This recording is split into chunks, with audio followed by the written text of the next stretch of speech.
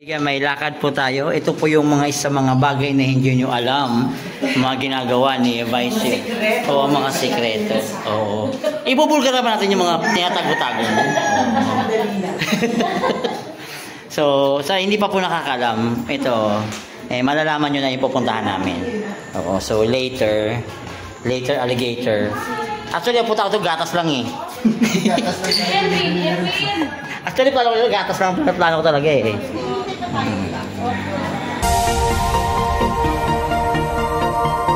Tayo sa isang bahay ng milagro. Bahay ng milagro. Ito ba yung kahapon na kinakwento mo na pag may pumunta? Pag may mga pumupunta doon na may problema, for some reason, yun, naayos yung problema. Di ba sabi mo kahapon sa interview mo doon sa DZMM? O sabi mo nga marami ang pumupunta. Oo. So how many na ba ang may gatong mga miracles na? Ay hindi ko alam. Pero parang ang alam ko, marami kaming mga donors doon na pagka nag-donate o pupunta doon pag malungkot sila or meron silang iniindang problema at makikilaro lang sila kasama ng mga bata. So, for some reason, naayos ko ano may mga iniinda nila. Hindi ko alam bakit, pero siguro Panginoon na talaga. Or meron na talagang essence yung lugar na yun na? Well, definitely kasi yung Home for the Angels is a shelter, it's a house made because of love. Yun naman talaga yun eh. It all started because niwala ang aking ama na kung walang may gustong magmahal sa mga batang ito, dahil ito yung mga bata na tinatapon sa kalsada, kami ang magmamahal doon. Kaya, yung bahay na yun, nabuo dahil sa pagmamahal. At dahil, yun na nga, medyo tumatanda na rin ang aking ama, ako na yung tinalaga para ipagpatuloy yung Home for the Angels. Siguro akong mahawak mo. And nangyari to, lahat ng transition na to nangyari. Last year pa, na wala pa akong plano pumasok sa politika. So, ngayon Ma'am Chi, Vice Chi, ngayon kasi, ito na yung another way na talagang nakikita natin in the future, you're becoming a Vice Mayor of the City of Manila.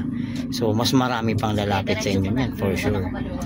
Oh, bukas kami sa kahit na sinong may gusto na ibigay sa amin yung mga bata. Kasi alam niyo, bawat buhay mahalaga yan. Basic trust namin yan, pinaniniwalaan namin yan. Buong pamilya ko, bata pa lang ako. In fact, bata pa lang ako. As young as 10 years old, nag-attend na ako ng pro-life conference. Ganon katindi kami kalalim sa pro-life. So, kung meron tayong mga kababayan, o kalungsod na gustong itapo ng kanilang mga anak, huwag na lang, wag, dahil mahalaga ang mga bata. Hindi nyo lang sa amin. So, Home for the Angels. So, sa tolang Vice Chair, marami nagsasabi, hindi sila makapaniwala na gano'n ginagawa. May gano'n kang mga programa. Marami kaming ginagawa para sa maraming tao na hindi namin binobroadcast. Kasi, pag ginagawa mo ang bagay para sa Panginoon, hindi mo naman kailangan ipagmayabang. Pero dahil kahapon, ako'y naimbitahan nga nila Ninya Corpus at nila Mix, na-share ko to. Since interesado kayong malaman, papakita ko sa inyo. Yes. So pero 29 years na po ito in operation. Whether may posisyon o wala, tuloy-tuloy lang po. So, ang tawag dito is Home for the Angels. Ayan. So, ayun yung sasakyan. Dito na tayo. Ayun yung sasakyan, Home for the Angels. So, nag-umpisa to, nagre-renta lang kami ng maliit na bahay sa Leon Quinto. Pero tingnan nyo, pag may ginagawa kasi kayong mabuti, ang Panginoon ang bahala magbigay. So, na-provide kami ng bahay at para sa Home for the Angels ito. Ito yung House of the Angels. Ito ang unang baby namin. Ay po! Wala namin. Ay, nadadaanan natin to! Oo, sa inyo pala to. Naku ko lang nalaman. So, dati Vice Chi, maliit lang to. Nag-umpisa to, nag-renta kami sa Leon Quinto. Mga more or less ganito kalaki, pero renta lang ito. Pag may-ari na ng ano. Akala ko nga last time kindergarten to eh. Ito kasi dito sila, dito sila naglalaro. Kahapon. Ito ang isa sa aming alaga. Dito. Hi! Anong pangalan mo? Sabihin mo dito. Samuel. Sa ano? Samuel. Anong angels? Ang names kasi nila lahat may angels. Pero ngayon, Samuel Angelo. Magkaya ka dito. Hi! Kailangan hindi pala pwede pakitin ko. Pwede naman tingin natin. I-blur na lang. Blur na natin. Kaya kaya ako mahilig sa mga bata. And actually, nag-umpisa to 29 years. So, 43 minus 29, pakicompute. 15 years old po. Tama ba? Siguraduhin. 15 years old po ako nung binuo ang pinakaunang... 15 years old ako nung una kaming nakakuha ng baby. Nag-umpisa sa isa hanggang tumami na tumami. So, yan ang vision. Tsaka yung mission. Exclusive to, ha? Hi! Hi po kayo, may Hello! Magandang hapon po.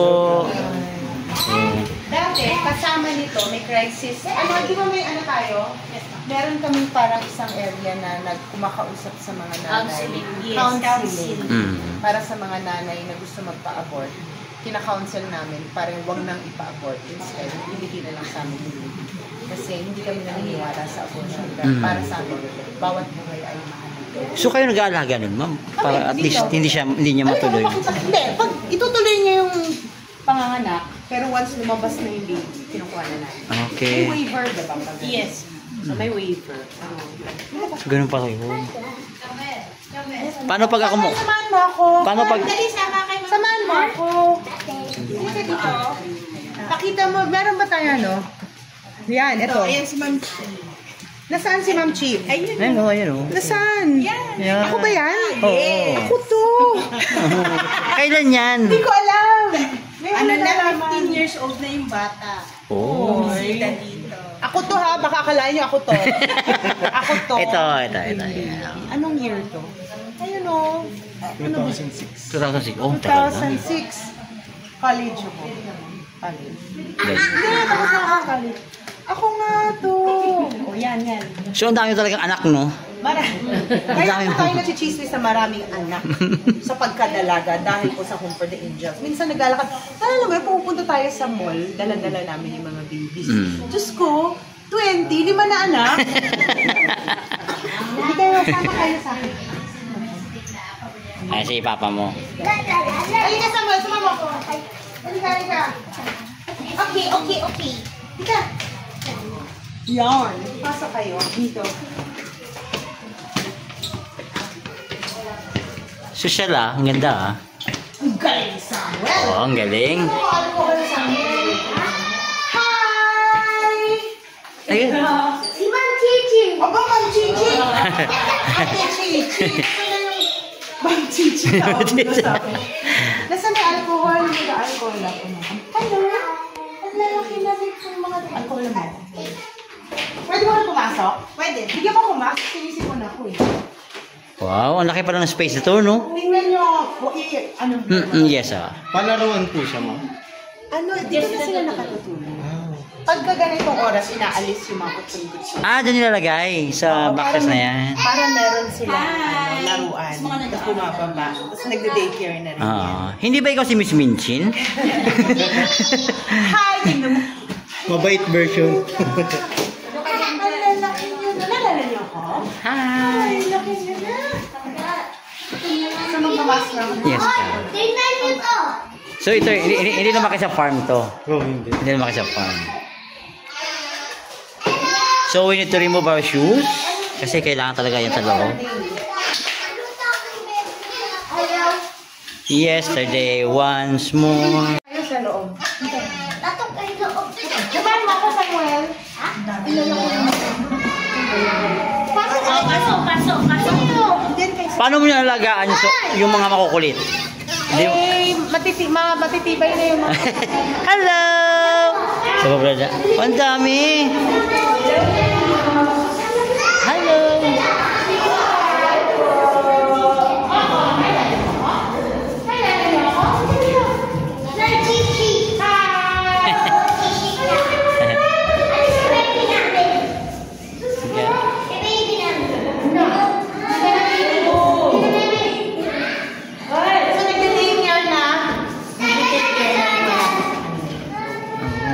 Usually, pagdating ng age before 1 year old, na-adapt na sila. Ma'am, paano yun kapag wala pong umampon sa Oo, paano po? At nilipat namin sa, anong tawag dito?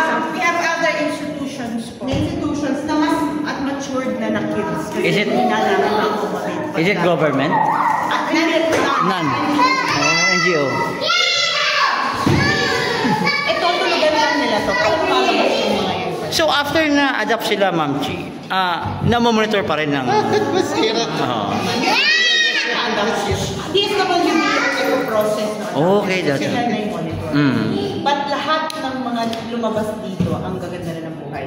In fact, 800, di ba? Sobrang okay na yung mga buhay. Marami sa kanila yung lumabas na ng bansa. At nagpapadala ng updates yung parents. Really? Alam mo, nag-iiba itsura nila. Kasi dalhin mo sa Amerika, nag-iiba pa Amerikano, bigla yung bata. Ay, parang gusto ko paampon. Ikaw? Oo. Hindi Amerikano. Tawa-tawa si ate. Wow, cute! Hindi ka mukha ni Walking Home. Oo nga. Yorme! Sumakin! Baka punin ni Yorme to. Hi! Ang puti. Oh, baka gusto ko punin ni Yorme. Oh. Maputi pa sa iyo, ma'am. Ano name niya, ma'am? Josh? Josh. Oh, thank you. Pangalan nila may Angel. Angel. Angel yung lahat ng pangalan. Angela, Angelo, Angel. Eh, naubos na yata. Ang pangalan niya. Ano yan? Ha? Ano yan? Ano sana? Masaya kayo, happy? Happy kayo, happy? Oh, appeal. What's your name? What's your name? Mama. Oh. Kulit. Hi. Hi. Oh, talaga alaga-alaga sila, no? Ay. Ay, really? Bali, ma'am, iniwan lang sila rito? Iniwan lang. O binigay mismo po sila? Marami pa sila iniwan. Maraming iniwan. Konti lang yung binigay. So, paano yung process mo pag iniwan? Wala, iniwan. Tapos kakatok dito, kunin namin. Tapos, ayusin na lang, kung nasan man. Most of them po, hospital. Yung mga pan-giving birth, Okay. nawawala na yung magulang, tatawag ko siya. So, may instance po ba nangyari na kumatok niya sa labas tapos nilagay sa May ganun ba? Meron, dati. Oo. Pero ngayon hindi na po pwede yung ganun. Nawala protection na rin po. Ang nalala ko dati, nakabasket. Alam mo, pupas. Iniwan lang sa labas. How sad, no? Pero, ang super thing, natouch ako. Pero, 29 years. Oo naman. Pwede kasi nabubuhay kami sa donation. Kasi nabuhay itong Home for the Angels. Vice Mayor si Daddy, tapos naging mayor, tapos wala siyang posisyon ng 8 years. Naging congressman, walang posisyon. Pero tuloy-tuloy ang provision ng Panginoon. Kasi ganun yata, pag may ginagawa ka para sa Panginoon, siya na rin ang nagpo-provide ng tools. nakakaiyak ka. Naiyak ako, ma'am, si. Totoo. Grabe yung ginagawa mo. Totoo. Yan po, tinatanong nila bakit ako masaya palagi. Well, dahil alam ko, regardless, meron kami mga buhay na nasasalba araw-araw. Ako, may anak ako, no? Pag uwi ko sa bahay, nawawala yung pagod ko. Pero ito, times how many children ito. Grabe. Hello! Bless you! At alam niyo, seloso yung mga yan. Ah. Sa niyakap mo, sinilala sila. Ay, naku, may nag-movie. So, tama yung sinabi kong ikaw yung superwoman plus. Superwoman with the grace of God. Yes. With the shield of love. With the shield of love. It's angels. Yay! Pogi. Oo. Ampunin mo na kayo ulit. Dagdagan niyo pamilya. Parang dagdag na ulit. Kukunin, nakawin ko na lang. Ayan, no? Pero alam niyo, bago ilipat sa pamilya, sinicheck mo na kung may kapasidad na alagaan talaga yung mga bata. Hindi siya porket gusto mo, bibigyan sa'yo. I-check mo na nila, kaya mo bang bigyan ng magandang Mambuhay. Although hindi kami yung nagagawa nun. Pero DSWD yun. Kami, sinisigurado lang namin na maayos. Siyempre, oh. Yung basic needs nila, which is naka-anchor yan, kagaya sa ito. Pinaniniwalaan ni Yorme kasi, basic needs, minimum basic needs, yun ang gusto niya i-offer sa Manila. Dito sa Home for the Angels, diba? Binibigay din namin lahat ng basic needs nila. And hoping na may kukuha sa kanilang magandang puso na pamilya na mag-aalaga sa kanila hanggang pagtanda. So, I'm praying, no, for the local government and national, no. So, sana mas mabigyan pa ng ganitong klaseng programa. Tama. Oo, mas maraming nangangailangan. Like these children, Correct. diba? Correct. Tama. Hindi natin alam, these children become president someday. Diba? Oo, diba? Di mo masabi. Diba? Ito kasi yung kinabukasan ng ano eh. Maynila. Galing. Ang galing. Sila na yung next generation. Oh, hindi madali magpalaki ng bata. Kilala niya siya, oh. Pag nakita niya, nagtatawa siya. Hi! Hi! Hi! Alam niyang kapatid niya tong isa. Vice Chi, may mga possible times ba na bumabalik ang parents? Meron bang gano'n? Meron rin. Ang unang priority kasi ng home is reunification with the family. Ayun ang pinaka-ano. Kasi kawawa ang bata kapag nahiwalay sa pamilya. Yes, oo naman. So, paano po yun? Kung gusto nyo nang bawiin, paano po ba yung mangyayari? Like, Until hindi pa yata napoprocess ng DSWD, syempre ibibigay. Pero pagka nasa DSWD, iba na yung policy nila doon. yes, okay. Kasi kami, talagang home lang kami, shelter, bahay. Bahay to provide the basic needs of these little babies, these little angels. Yun lang. That's all we are. All Kasi- the rest, hindi na kami. Kasi nga, may iba-iba yung kwento ng nanay, di ba? Masisipunan ko siya. Di ba may iba-ibang kwento ng mga nanay na minsan nabibigay yung mga bata dahil nga yun sa number one, Sa yung kahirapan. Tapos at the end of the day, babalik kasi syempre. Bihira yun eh. Bihira. Kasi yung mga nanay na may iwan dito, hindi naman na inabot, iniwan sa basurahan. Ay, parang aso lang talaga na, parang hayop. Abandon talaga. Abandon. Yun nga, minsan iiwan sa pintuan na nasa basket, akala mo gulay, akala mo fruit. Akala ko sa movies na siya nangyayari. Kala natin. Oo. Pero in reality, totoo. This is that story na kailangan makita ng taong bayan. Hindi to... And for me, better pa rin na hindi in-abort. For me, better pa rin. Kasi ako talaga no sa abortion. But yun na nga, syempre sa akin, sana be responsible. Magkakababy kayo, alagaan. At kung talagang nangyari at talagang nandyan na yung baby, iluwal nyo ng tama, ibigay nyo sa amin, kami na mag-aalaga. Yeah, kung hindi mo talaga kaya, there's a other hand to help. And I believe every baby has a mission. Every child has a mission. Every soul has a mission. Di ba, advocate ako doon. Very consistent ako doon. Yung mga batang to, kahit na pinabayaan sila, meron pa rin yung mission sa buhay. Kaya kailangan alagaan pa rin natin. Yes. Oh, reminder din sa mga family, sa mga mothers, no, parents. Ang bata ay hindi laruan. Hindi laruan. Let's be responsible. Pero yun na nga, kung sakaling meron nandyan, huwag nating patayin. Kasi Totoo. meron namang mga kagaya namin na tumatanda. Kayang sumalo. Ayaw nila. Well, thank God you have a klase na ganitong 29 programa. 29 years by God's grace na buhay itong programa. Baka pagkatapos ng video nito, basta dumami pa pumunta rito. Well, thank you. Gusto niyo ng baby, bigyan kami, thank you. Gusto niyo mag-donate, thank you. Either way, lahat yung blessing sa amin. Kasi every time rin naman na kumukuha kami ng baby, no, maraming biglang nag-provide ng tulong. Si Lord ganun eh. Sometimes yung ganyan masyadong matakot. Then pag kami ginawa kayong mabuti, siya rin naman ang magbabalik. So nakikita ko lang yung future no, ma'am, no? Vice Chair. Nakikita ko in the future, no? Pag napagbigyan o na nailagay ka na ni Lord sa posisyon bilang Vice Mayor someday, baka magkaroon na ng office for the baby. Mga baby yung Pag nakikita mo, saan si Vice Chair? Bakit? Iiwan ko na po yung anak ko dito. nagtatanggap? Akala ko naman. May tanggapan na. Akala ko mga baby magiging... Hindi, I mean office for the baby, siyempre. Regardless naman eh. Kasi regardless, nandito lang naman kami. Wala kaming posisyon ngayon, pero nandito kami. Pag magka-posisyon kami, nandito pa rin kami. Consistent lang. Ano po ba sabi ni Yorme about sa ganitong? Hindi ko alam kung alam niya to eh. Hindi ko sure. Hindi mo ba nakwento sa kanya? Hindi ko pa nakikwento. Hindi ko alam.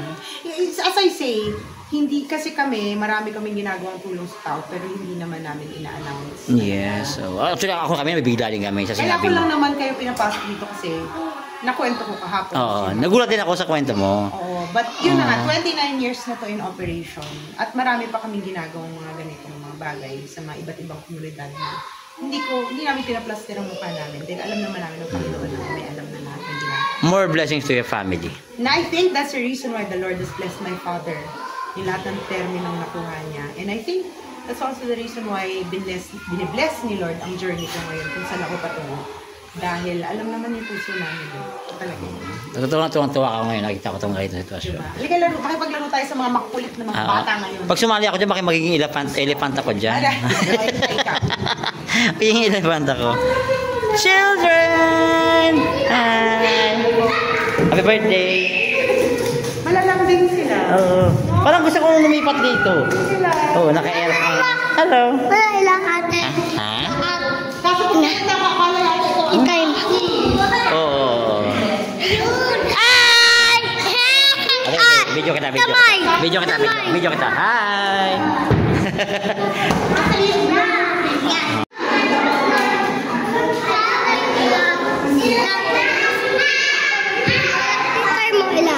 Ang saya ng mga bata. Mag-live po kayo, naka-live ako. Pinakita ko sa kanila yung Comfort the Angels. Nakalimutan ko yun. Ito yung lahat ng mga bata o dati pa yan? So lahat po yan adapt na. Iyan na po yung 800 plus na. Bali ko konti pa lang. Pero ito yung...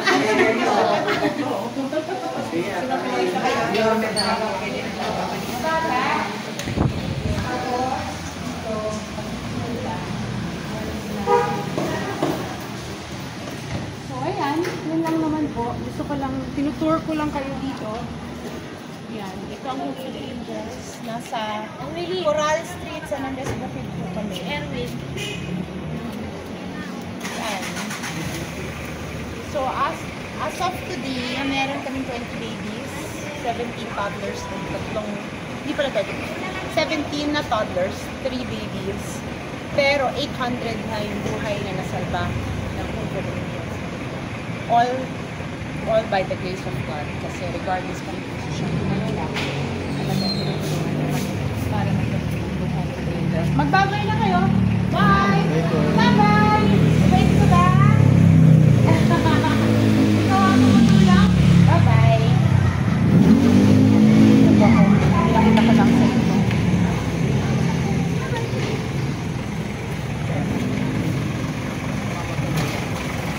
Ang sarap sa feeling. Tama!